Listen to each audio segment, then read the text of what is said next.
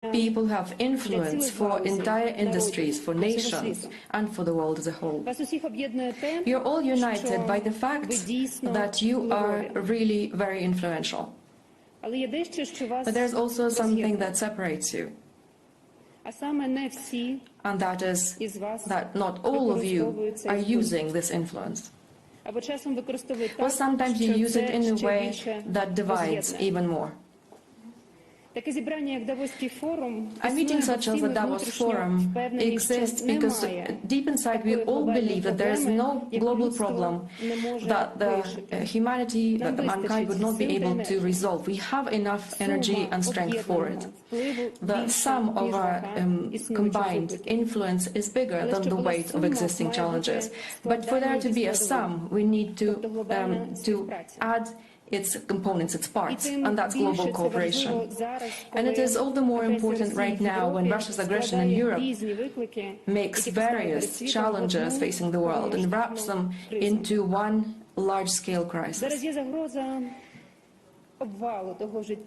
We are facing a threat of a collapse of the world as we know it, the way that we are accustomed to it, or to what we aspire. What can be life in a world where tanks are allowed to strike at nuclear power stations? What will happen to inflation when state borders start to collapse and the integrity of countries will be trampled on by those who want it? What will happen to the cost of living when millions, not millions, but tens of millions of people will be forced to flee mass starvation and will become refugees? How does the world want to achieve climate neutrality if so far it hasn't even stopped the burning of entire cities in Ukraine? This is what Russia is doing with its artillery, with its missiles, with its Iranian drones. And you know that the Russian aggression was never intended to restrict itself to the Ukrainian borders. This war can go further and it make crises wider if the aggressor does not lose. In other words, if the sum of our influence does not outweigh the aggression. Ladies and gentlemen, my husband, the President of Ukraine, when he addressed the leaders of 19 states who are economically the most powerful, offered them and to the whole world a formula about how we can become the most powerful in peacekeeping. It's a 10-point plan. It's 10 points about how we outweigh the Russian aggression and how we prevent existing regional and global crises from converging into one full-scale, full-on global crisis. I want to emphasize that these points are not purely political. Each one of them has a tangible human dimension. This is the dimension of parents who are crying in an ICU where doctors are trying to fight for the life of their wounded child. Or a boy whose family was shot by the occupiers as they were trying to evacuate. This is the dimension of farmers who are afraid to go back to their fields because the mines have been scattered all over these fields by the occupiers. This is the dimension of people who have lost their homes and are forced to seek shelter wherever they can be accepted. I ask you to look at the need to stop this aggression exactly like this, with the eyes of the people whose lives have been brought into chaos by the aggressor country. When we talk about the peace formula, when we talk about radiation and nuclear safety, what we mean is that we cannot allow a new Chernobyl to happen. We do not want children somewhere in the world to be forced to learn how to protect themselves from radiation disease. When in the peace formula we talk about food security, what we mean is that there's a right to food that every human being has, and it's an insult for mankind and for human nature itself that in the 21st century it is possible for us to have mass starvation. Simply because there's a targeted aggression of some country. When we talk about energy security, we mean that no child in the world should have to do their homework by candlelight, like children in Ukraine are doing, that no doctor would have to perform surgeries in the light of flashlights, as recently in Kiev and Lviv. For me, the most painful point of the formula is the release of all the prisoners and deportees. These thousands upon thousands of Ukrainians who have been deported to Russia and who are being lied to that no one is going to help them. They're not the only ones being tortured. Their families are also tortured by uncertainty. These are also thousands of children that we must protect from the dissolution of their bond with their motherland, which is exactly what Russia is doing when it puts up thousands of Ukrainian children for adoption by Russian families. And this is not just an attempt by Russia to wipe the memory of these children about who they are. It's a crime against the very sense of parenthood, against that primeval bond between a mother and a child, and father and child. Everyone has a right to life.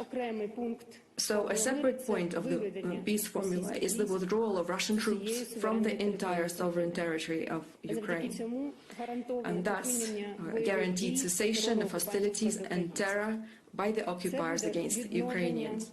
This will restore the force of international law and the UN Charter.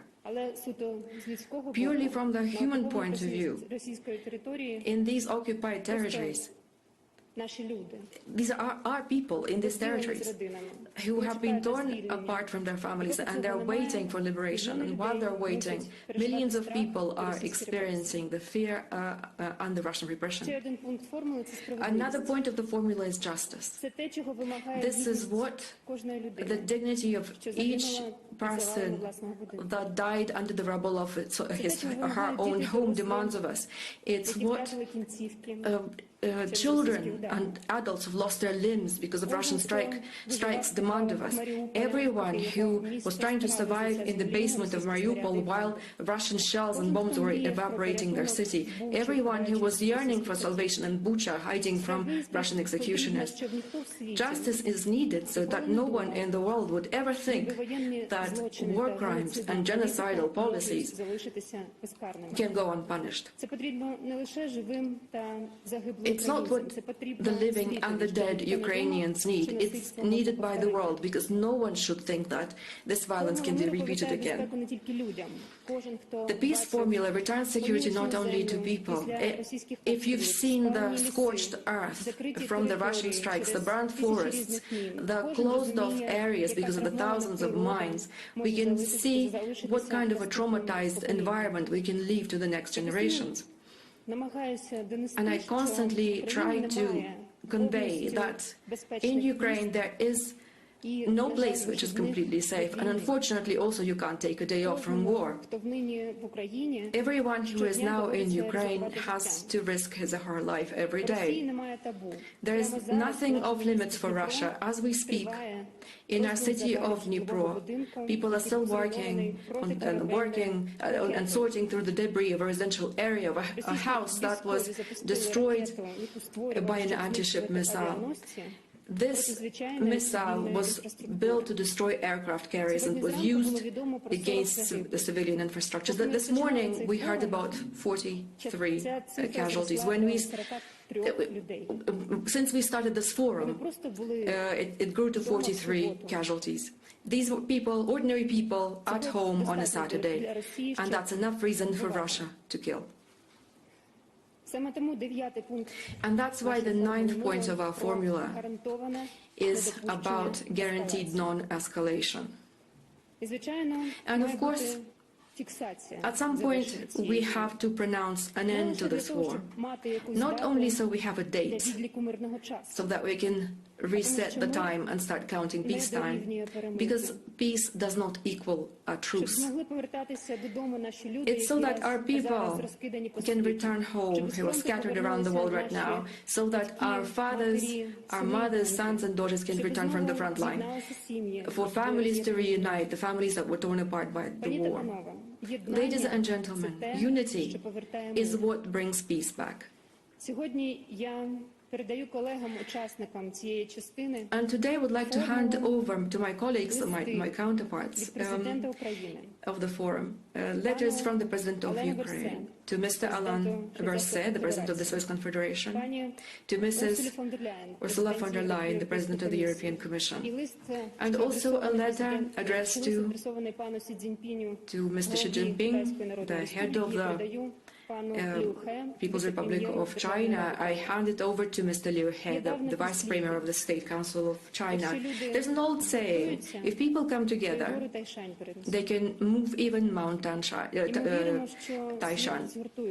And we believe that the world will unite for peace. Ukraine has already received answers, some positive answers from many of heads of states about their readiness to work together on the peace formula. This year may not become the year of the polycrisis that we hear about if it becomes a year of the Ukrainian peace formula which will come true. Thank you. Glory to Ukraine.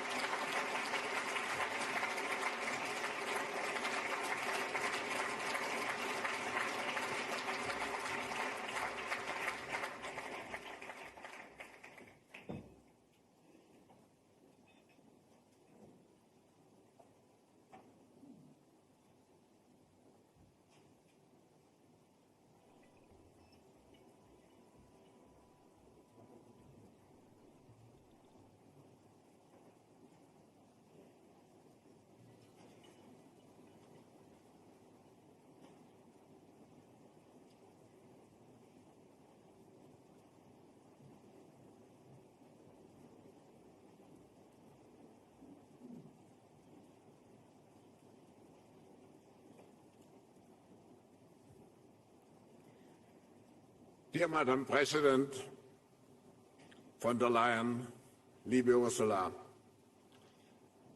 at a time in history, as we have seen also in the speech of the First Lady, at a time in history during which unprecedented, unimaginable challenges demand exceptional leaders, it is a deep honor to have you with us to present your vision for the future of Europe and Europe's role in the world. I'm convinced that your commitment and your visionary leadership to a stronger and closer union, particularly during those times where Europe is really tested, have been so essential, your leadership, and will continue to be so. Madam President, we are excited to have us with you today. The stage is yours.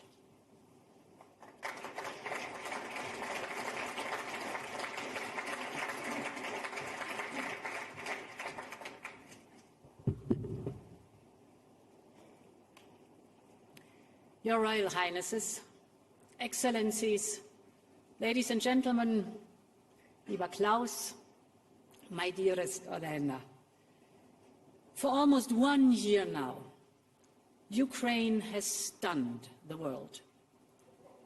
On that fateful February morning, many predicted that Kyiv would fall in a matter of days.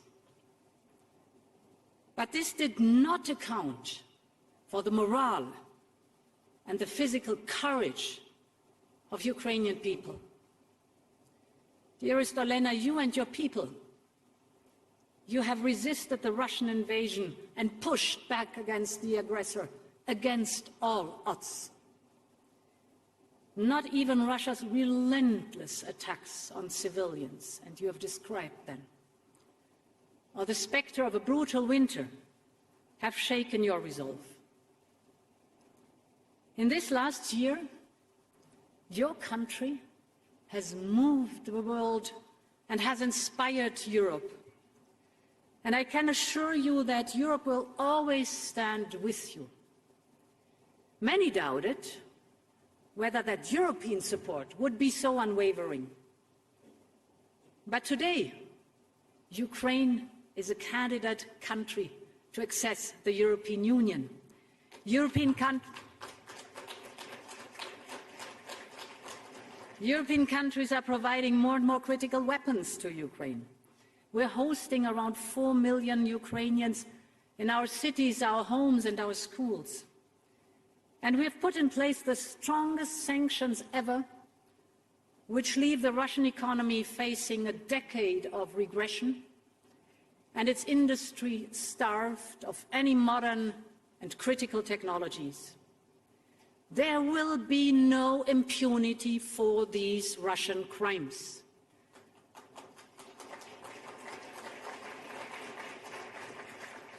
And, my friends, there will be no let-up in our steadfast support to Ukraine, from helping to restore power, heating and water, to preparing for the long-term effort of reconstruction.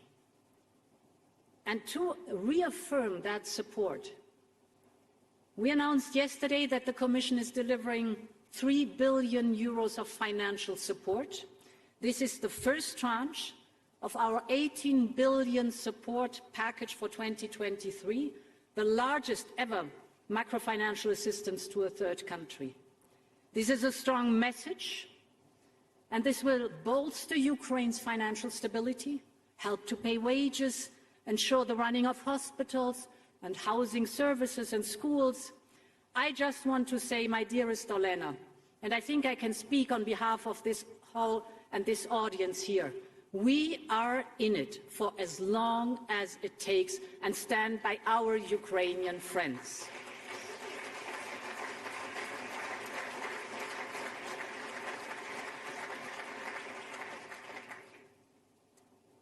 And Europe's reaction to the war is the latest example in how our union has pulled together when it matters the most.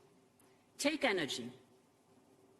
A year ago, Europe had a massive dependency on Russian fossil fuels built over decades. This made us vulnerable to supply squeezes, price hikes, and of course vulnerable to Putin's market manipulation. In less than a year, Europe has overcome this dangerous dependency. We have replaced 80% of Russian pipeline gas. In parallel, we have filled our storages. Of course, we have reduced our demand by more than 20% in the period from August to November. And through collective effort, we brought down gas prices quicker than anyone expected. From its peak in August, this was 350 euros per megawatt hour. It is now European natural gas prices dropped by 80% by this month. That is below the levels of before the Ukraine war. Europe has once again shown the power of its collective will. Nevertheless, we should be under no illusion how difficult these periods, first of pandemic and then followed by a war, are for our families and for our businesses. And we will have to show the same resolve as we face up to a collision of crises. Dear Klaus, as your global risk report sets it out, we see rising inflation, making the cost of living and the cost of doing business more expensive. We see energy being used as a weapon. We see threats of trade wars and the return of confrontational geopolitics. In addition, climate change already comes with a huge cost. And we have no time to lose in the transition to a clean economy. And that's what I want to speak about. The net zero transformation is already causing huge industrial, economic, and geopolitical shifts, by far the quickest and the most pronounced in our lifetime. It is changing the nature of work. It is reshaping the nature of our industry. But we are on the brink of something far greater. Just think, in less than 3 decades, we want to reach net zero. In less than 3 decades, we have to reach net zero.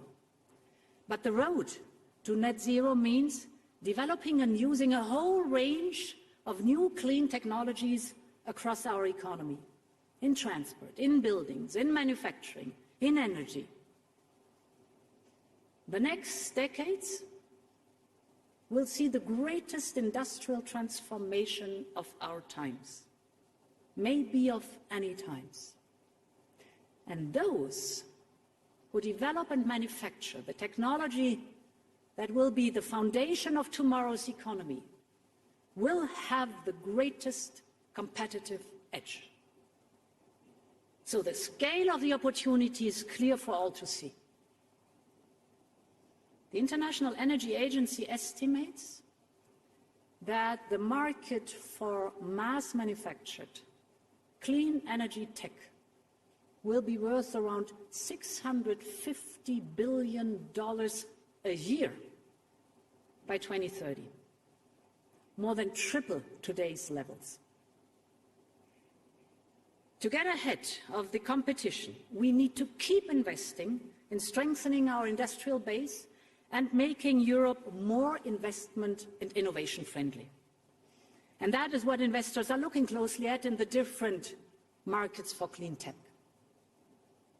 Here in Europe, we moved first with the European Green Deal to set the path to climate neutrality by 2050.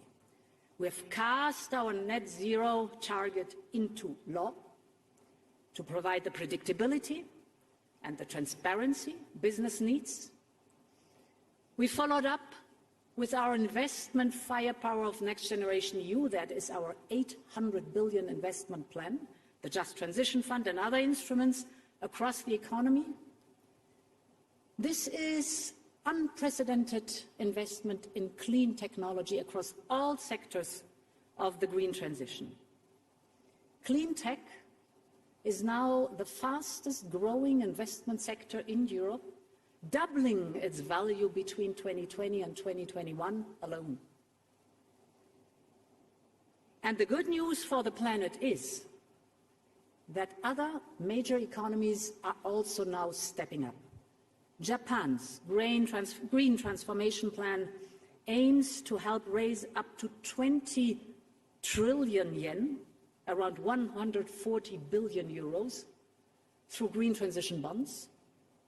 India has put forward a production-linked incentive scheme to enhance their competitiveness in sectors like solar photovoltaics and batteries. The United Kingdom, Canada, and many others have also put forward their investment plans in clean tech. And of course, we have seen the Inflation Reduction Act in the United States, that $369 billion clean tech investment plan. That means that together, the European and the United States alone are putting forward almost €1 trillion to accelerate the clean energy economy. This has the potential to massively boost the path to climate neutrality. But it is no secret that certain elements of the design of the Inflation Reduction Act raised a number of concerns in terms of some of the targeted incentives for companies. So this is why we have been working with our United States friends to find solutions, for example, so that EU companies and EU-made electric cars can also benefit from the Inflation Reduction Act. Our aim should be to avoid disruptions in transatlantic trade and investment. We should ensure that our respective incentive programs are fair and mutually reinforcing. And we should also set out how we can jointly benefit from this massive investment, for example, by creating economies of scale across the Atlantic, or setting common standards, At the heart of the joint vision is our conviction that competition and trade are the key to speeding up clean tech and climate neutrality. And that means that we, Europeans, also need to get better at nurturing our own clean tech industry. We know that we have a small window to invest in clean energy and innovation and clean tech before the fossil fuel economy becomes obsolete. So we have an industry at the moment being challenged by the pandemic, supply chain issues and price shocks.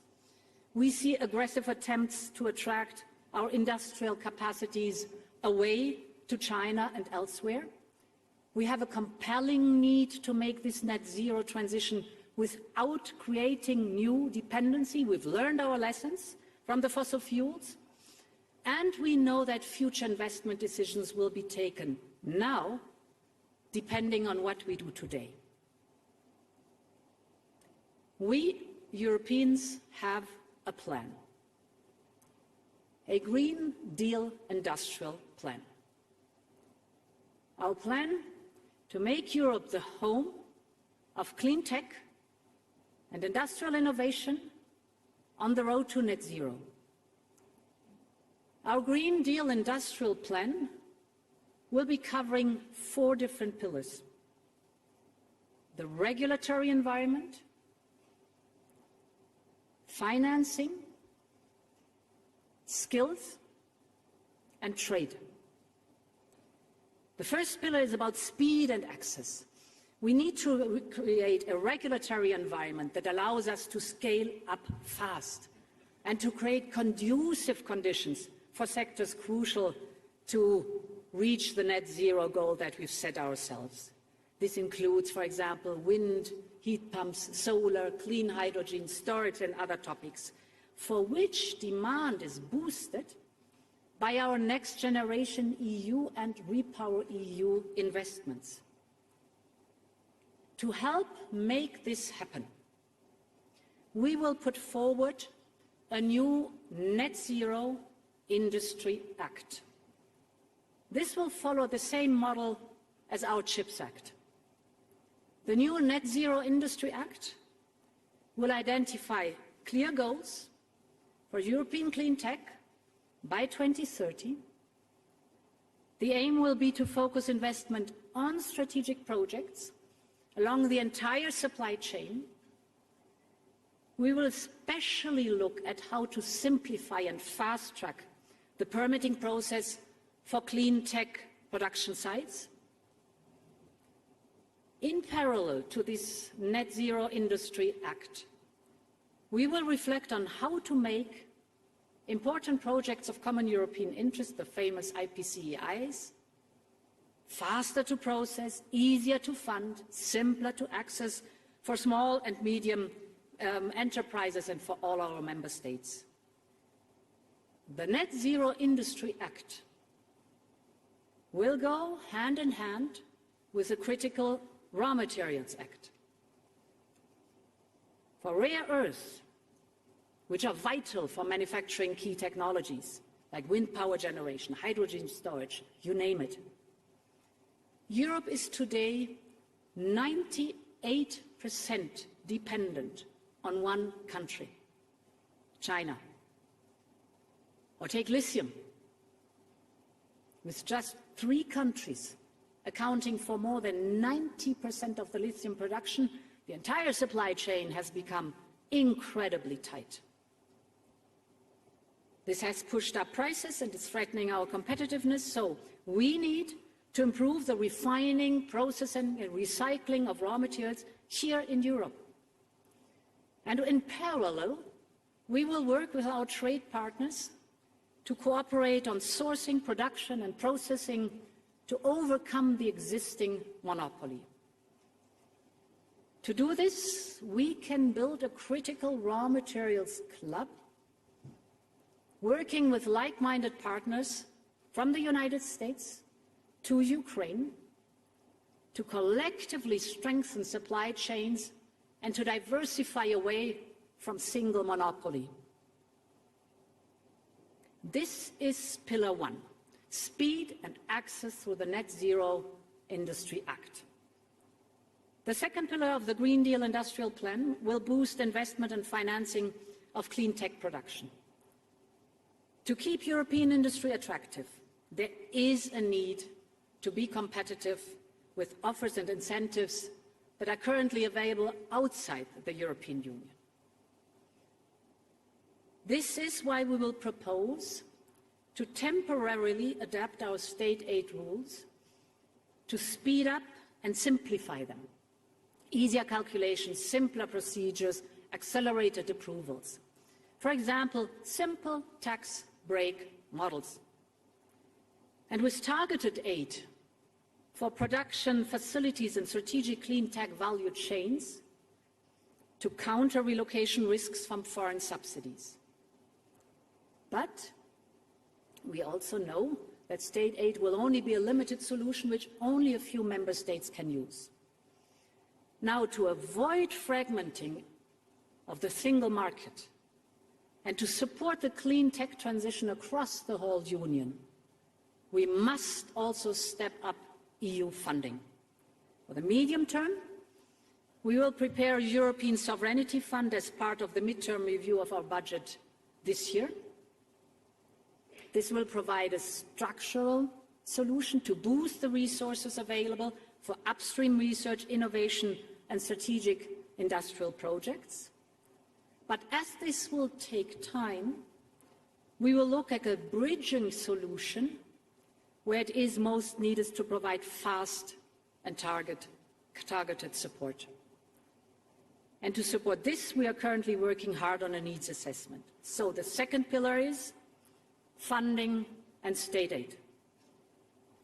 The third pillar of the Green Deal Industrial Plan will be developing the needed skills to make this transition happen. The best technology is only as good as the skilled workers who can install and operate it. And with a huge growth in new technologies, we will need a huge growth in skills and skilled workers in this sector. This will cut across all we do, whether it is regulation or finance, and will be the priority of our European Year of Skills. The fourth pillar will be to facilitate open and fair trade to the benefit of all. For clean tech to deliver net zero globally, there will be a need for strong and resilient supply chains. Our economies will rely ever more on international trade as the transition speeds up to open more markets and to access the input needed for the industry. So we need an ambitious trade agenda, including by making the most, for example, out of the existing trade agreements, for example with Canada, or for example with the United Kingdom, with which we are trying hard to sort out our difficulties. We're working on concluding agreements with Mexico, Chile, New Zealand and Australia, and to make progress with India and Indonesia. And we need to restart a conversation regarding the Mercosur agreement. Because international trade is key to helping our industry cut costs, create jobs, and develop new products. But by the same token, where trade is not fair, we must respond more robustly. China has made boosting clean tech innovation and manufacturing a key priority of its 5-year plan. That's good. It dominates global production in sectors like electric vehicles and solar panels, which are essential for the transition. But competition on net zero must be based on a level playing field. China has been openly encouraging energy-intensive companies in Europe and elsewhere to relocate all or part of their production.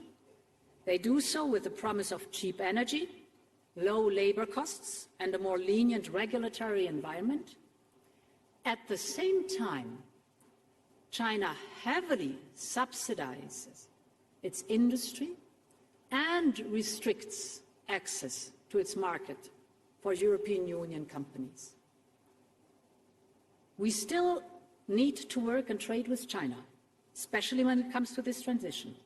So we need to refocus our approach on de-risking rather than decoupling. This means using all our tools to deal with unfair practices, including the new foreign subsidies regulation.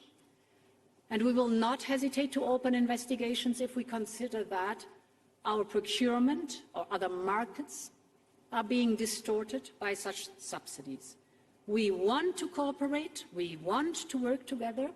Climate change needs a global approach, but it has to be a fair approach and a level playing field. Ladies and gentlemen, the story of the clean tech economy is still being written. And over the years I've been coming to Davos, I've heard many times that we are on the cusp of a period of creative destruction that the economist Josef Schumpeter spoke of.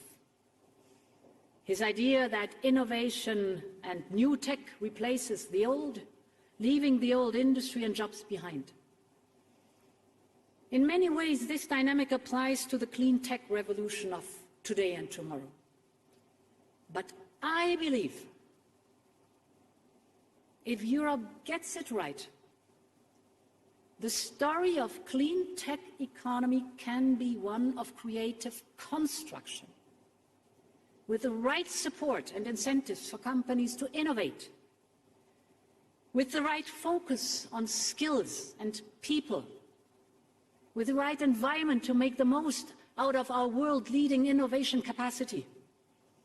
Europe already has everything it takes: talent, researchers, industrial capacity, investment. And Europe has a plan for the future. And this is why I believe the story of the clean tech economy will be written in Europe. Thank you very much.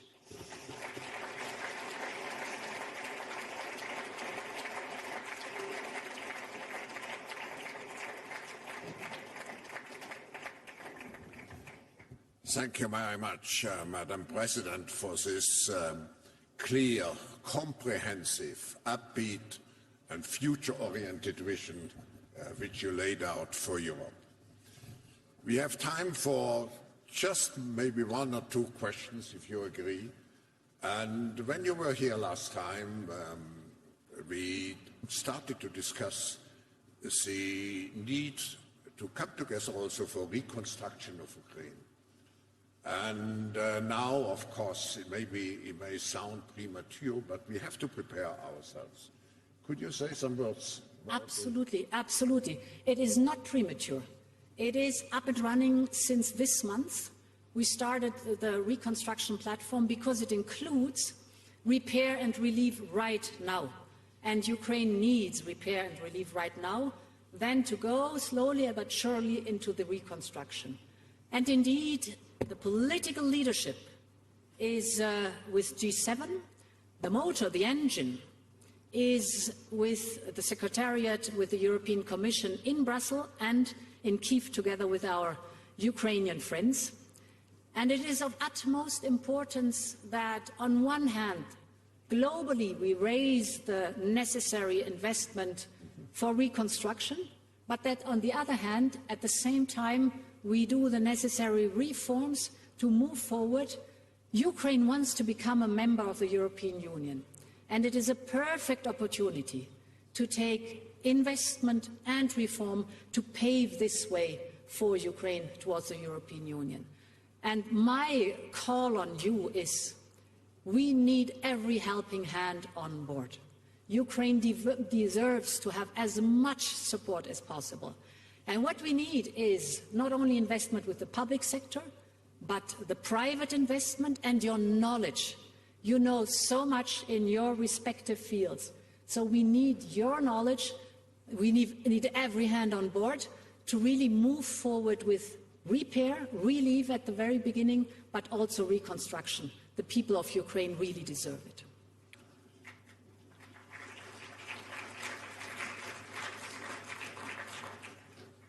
Ursula, you have laid out the revitalization efforts for Europe. I would like to come back with maybe the last question to the role Europe is playing globally and in terms of, I mean, the geopolitical leadership, security and values. You have touched upon some of those points. But I know in addition to all your different initiatives, there is the Global Gateway initiative.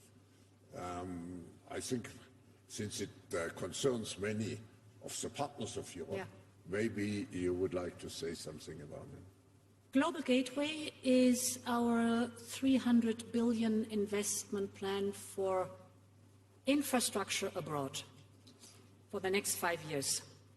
There's a huge need for investment in infrastructure, and we want to be the offer as a partner where there is the investment in the infrastructure coupled with the added value that stays locally, transparency, and reliability and predictability. And I give you some examples what the Global Gateway investment is in, for example. I've spoken about the enormous dependency of the European Union of Russian fossil fuels before Russia unleashed the war against Ukraine. The European Union was the biggest client for pipeline gas worldwide, and Russia was the biggest supplier worldwide.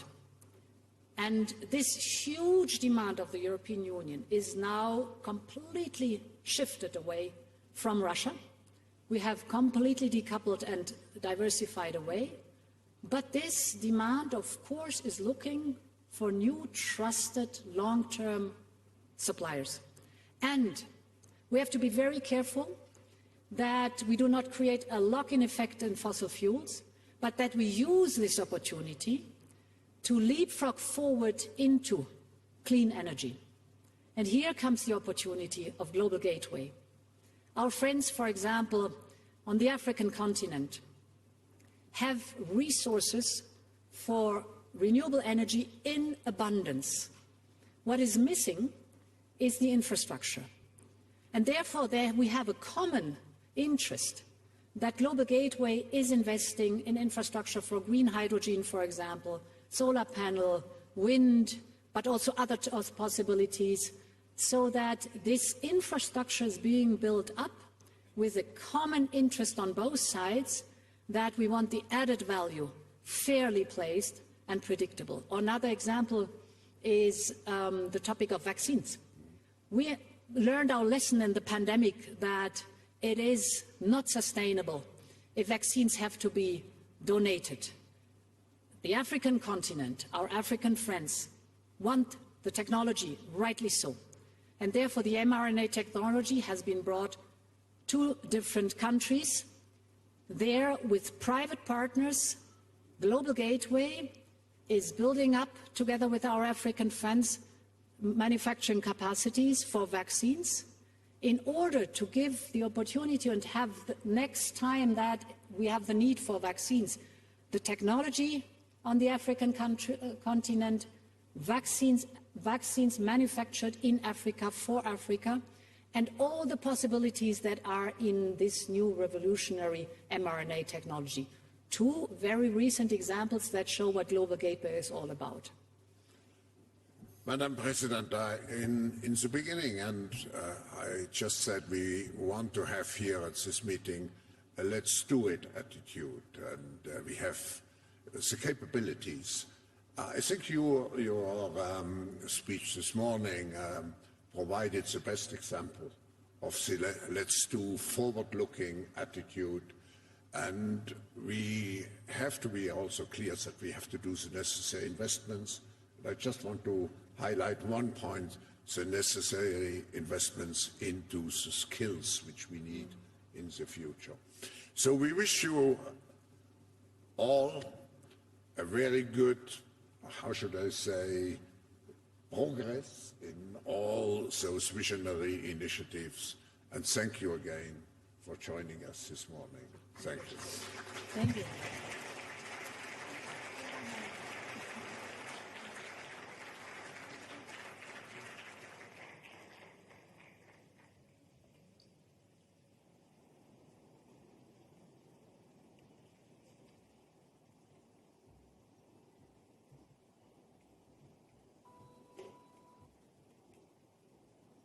Ladies and gentlemen, please remain seated for the upcoming session.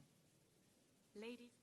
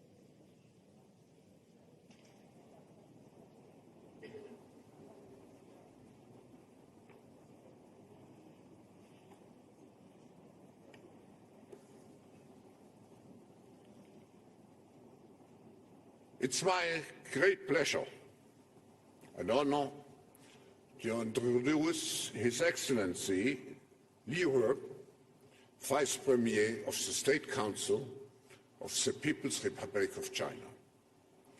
In the past 3 years, the world has been undergoing tremendous changes with many challenges: the pandemic, the war in Europe, the slowing economy, the energy crisis, food crisis, supply chain instability, climate change, and I could go on.